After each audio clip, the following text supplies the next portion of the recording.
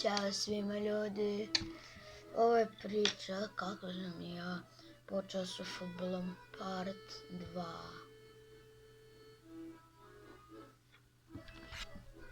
Sad gledam part 1. Ispao je dobar klip, meni se sviđa. Izvinite zbog harmonike, moj brat svira.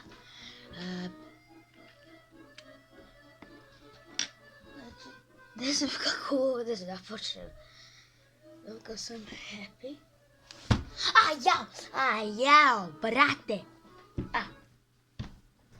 Ovo će biti, ja mislim, malo... Mislim da je part 1 bolji od part 2. Ovo je part 2, nije part 3, 2. Da, znači... Ja sam prvo... Da, čuli ste, ako niste gledali part 1, možda ću vam ostaviti link u deskripciji ako ne zaboravim. Da, i kako se zove, da. Da počnemo mi sa ovom pričom. Ja sam prvo htio naučiti neke trikove. Dobro, to ajde sa trikove, ajde, to nema veze. Htio sam da naučim da dobro igram fudbal i da sve to lepo radim. Da znam da driblam, da znam da sve da znam sve, ali ispalo je da sam svoje 6. godine, jeste 6. nije 7. Sad ću 9 da napunim, ja imam 8.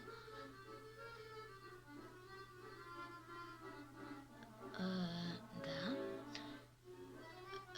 Kako se zove?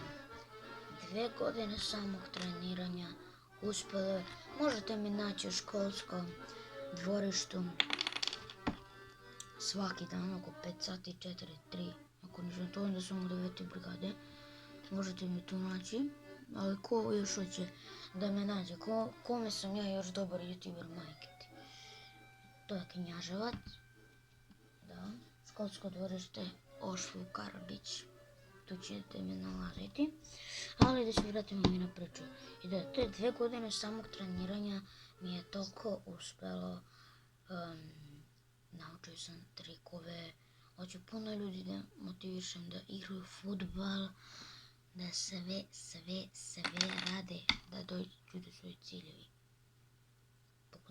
Samo se čekajte, moram nešto dobaviti.